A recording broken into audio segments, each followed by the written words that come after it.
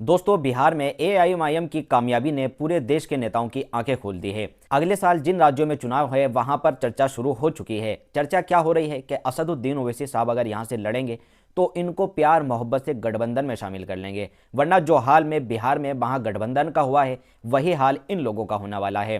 असम में इस बार चुनाव है 2026 में।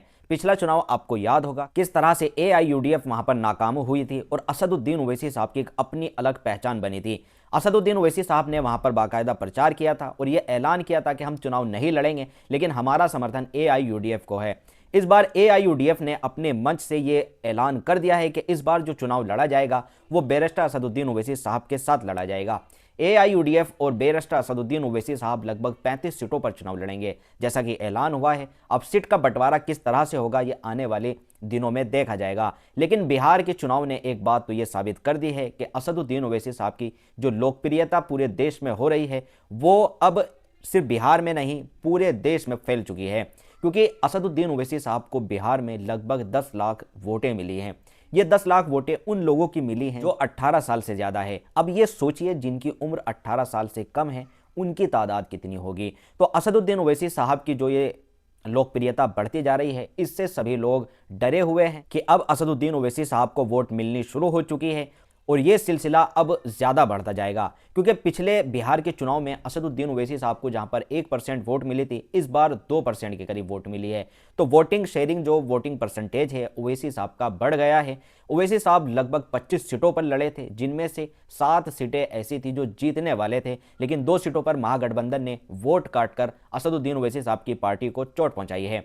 इसके साथ ही कई सीटें ऐसी थी जिसमें दूसरे नंबर और लगभग 12 सीटें ऐसी थी जिसमें तीसरे नंबर पर ओवैसी साहब की पार्टी रही।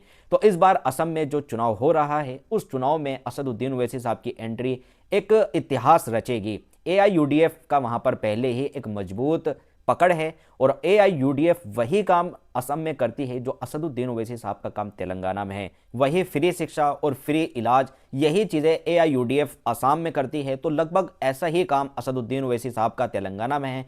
तो जब ये दोनों लोग मिलेंगे तो इस बार असम का चुनाव बहुत ही दिलचस्प होने वाला है।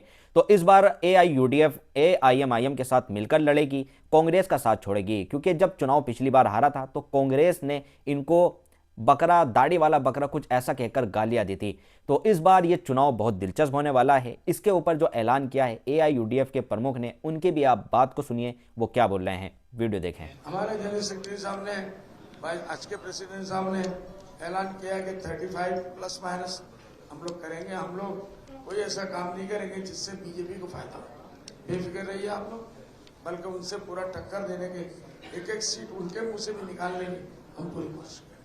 असदुद्दीन ओवैसी से मेरा अच्छा दोस्ती आप लोग जानते हैं, ब्रदरली। एक मिनट, असदुद्दीन ओवैसी के साथ मेरा ब्रदरली रिलेशन है। अभी मैंने यहाँ से स्टेज से बात किया उनसे, उनको मुबारकबाद दिया। फिर मैंने उनसे कहा कि हमारा एक डेलीगेशन आपसे मिलना चाहता है, पार्लियामेंट 1 तारीख से शुरू हो रहा है।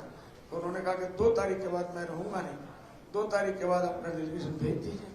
तो हमारी बातचीत चल रही है, तो जैसे जैसे डेवलपमेंट होगा हम लोग आप लोगों को बताएंगे।